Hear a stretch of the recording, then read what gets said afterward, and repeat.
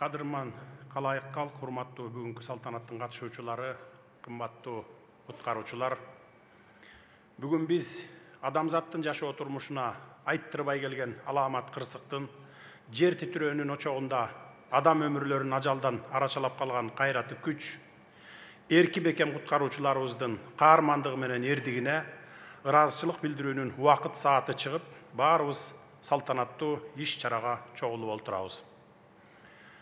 Баарыбызга маалым, ушул жылдын февраль айынан башында Түркиянын бир катар аймактарында жер титирөөдөн улам кабат-кабат үйлөр кыйрап, миңдеген түрк боордошторубуз беажал каза таап, жалпы дүйнө жүзү табият кырсыгынан үрөйү учкан эле.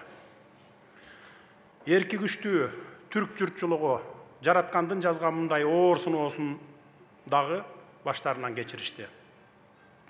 Ошол аламаттуу зилзалада каза болгон бир боорлорубуздун жаткан жери жайлуу болсун. Кудайым түрк кардештерибизге сабыр берсин. Бир тууган элдин башына түшкөн мындай оор мүшкүлдө жардамга кол сунгандардын сап башында кыргыз мамлекети турду. Жер титиреген күнү дароо 67 куткаруучубуз Түркияга жөнөп, ага уда 110 куткаруучубуз зилзаланын очогуна жетип, боордоштук бөтөнчө сезим менен жан аябай жардам берип келишти. Алгач Манас атабыздын айкөлдүгүн алып жүргөн, көк жалдыгы жүрөгүндө жашаган, көкүрөгүндө намысы бекем орногон уулдарыбызга жалпы кыргыз элинин атынан ыраазычылык билдирип кетейин.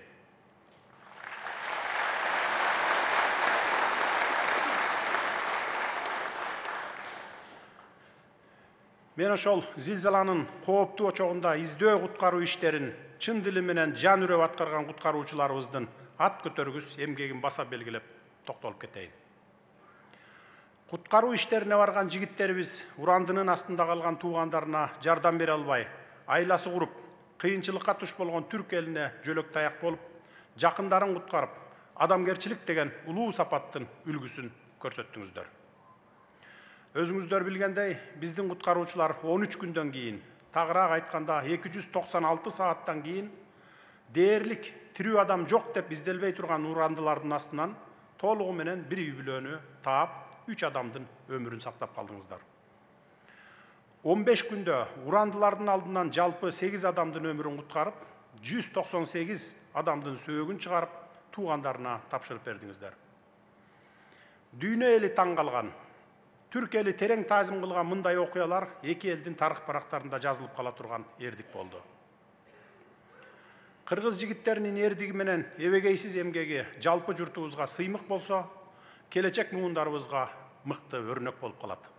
Куткаруучуларыбыз бир адам болсо да аман алып калалы деп жан алекетке түшүп жаткан маалда, ата мекенибиздин миңдеген эр азамат уул кыздары биз сени менен Түркия деп кандай жардам керек болсо даяр турушту. Жалпы кыргызстандыктар жөн жата албай, колдон келген жардамдарын чогултуп, түрк боордошторго байма-бай жолдоп жатышты. Мындай адамзат башына келген оор сыноого кайдыгер карабаган жалпы кыргызстандык мекендештериме дагы терең ыраазычылыгымды билдиремин. Урматтуу мекендештер, бүгүнкү күндө өзгөчө кырдаалдар министрлиги алдына коюлган милдеттерди жогорку деңгээлде аткарып жатканына күбө болуудабыз. Республиканын ичинде гана эмес, дүйнөнүн 60 мамлекети мүчөлүк кылган эл аралык жарандык коргонуу уюмунун аткаруу комитетине 6 жылдан бери төрагалык кылып келебиз. Министрликтин эл аралык деңгээлдеги аброю өсүп, жыл сайын ондогон өлкөлөрдүн тоо куткаруучулары менен суучулдары өлкөбүздүн кыргыз бермети Ысык көлгө келип, биздин адистерден окуп үйрөнүп, тажрыйбасын жогорулатып кетип жатышат. Ошол Ысык көлүбүздүн экология темасын улай турган болсок, бул жылы өзгөчө кырдаалдар министрлигинин суучулдары көл түбүндөгү таштандылардан жана браконьерлердин балык уулоочу торлорунан тазалоо ишин колго алдыңыздар. Суучулдарыбыз иштин оордугуна карабастан 4 айга жетпеген убакыт ичинде 96 000 метрге жакын тор, 6 тоннага жакын таштандыны чыгарышты. Бул иш учурда да уланып жатат. Ушул жерден мен көлдүк туугандарга кайрылып кетет элем. Салган торлоруңар браконьерлерге унутулуп калып, түшкөн балыктар чирип, жыттанып кеткен учурлар аябай көп болуп атат. Бұл эмне деген акмакчылык? 96.000 метр деген, бұл 96 километр. Көлдүн түбүнүн бары эле тор болуп кеткен да. Келиңиздер, bir адам баласыбызга акыры ушу балыктарга дагы bir 3 жыл, 5 жыл bir тынч жашоо бербейлиби? Мораторий кирген, балык жебей койсоңор эч нерсе болбойт, 3 жыл, 5 жыл. Сатып алып жегиле, башка балык өстүрүп аткан жерлерден дегендей. Түбү эле эмес, көлдүн түбү эле эмес, тегерегинин баары таштанды. Ошол жаратылышка отургандан кийин, эс алгандан кийин жыйнап тегерегиндегини bir баштыкка салып ала барып туруп таштаган жашикке салып коюш оорбу? Оор эмес да. Бул бир эле көлдүктөргө тиешелүү эмес, бүтүндөй кыргызстандыктарга тиешелүү. Биздин чакан көлдөрүбүз көп республика боюнча. Природабыз Кудай берген природа, жаратылышыбыз. Анан айтабыз келип, туристтер менен, туризм менен деги өнүгөбүз деп. А бирок өзүбүз туризмдин тамгасынын дагы эрежесин сактабайбыз. Келгиле бири-бирибизди тарбиялайлы, улуу кичүүнү, ошол таштандысын таштап кетип баратса башкабыз айталы, алып кетме ону деп. Эч ким тегеректе жок болсо көзүң менен көрсөң, көтөрө кетсең колуңа бир нерсе жугуп калбайт. Ал өзүбүздүн айлана чөйрөбүз, өзүбүз ошол жерде эс алабыз, өзүбүздүн мекенибиз дегендей. Келгиле ушинтип бири-бирибизди тарбиялайлы. Адам баласыбызга акыры. Ошол кичи көлдөрдүн жээгине барсаң дагы тегерегинин бардыгы таштанды. Эс алып отурат да ошо ойдон таштап коюп кетип калат. Бөтөлкөсү жатат, баштыгы жатат, менден башкасынын баары жатат. Ошон үчүн сиздерди бардыгыңыздарды, кыргызстандыктарды чакырып кетет элем. Туризм менен өнүксөк болот. Бизге мына эми туристтер келе баштады. Быйыл 10 миллион турист күтүп атабыз.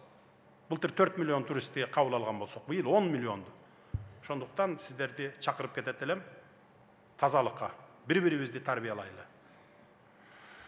Урматтуу куткаруучулар, сиздердин ары түйшүктүү, ары сыймыктуу кесипти аркалап, жоопкерчилик менен аткарган ишиңиздерге дагы бир жолу терең ыраазычылык билдиремин.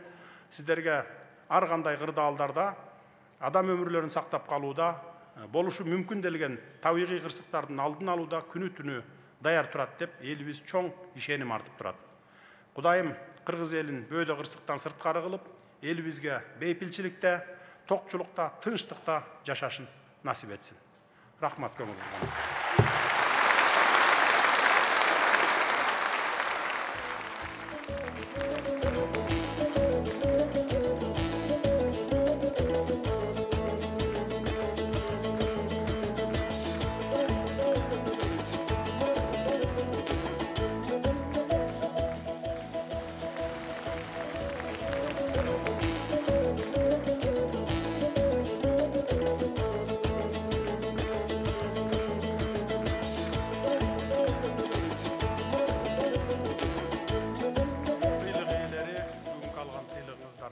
Болsun, ишиңиздерде дайыма ийгиликтер коштоп жүрсүн, албан ийгиликтерди жарата бергиле.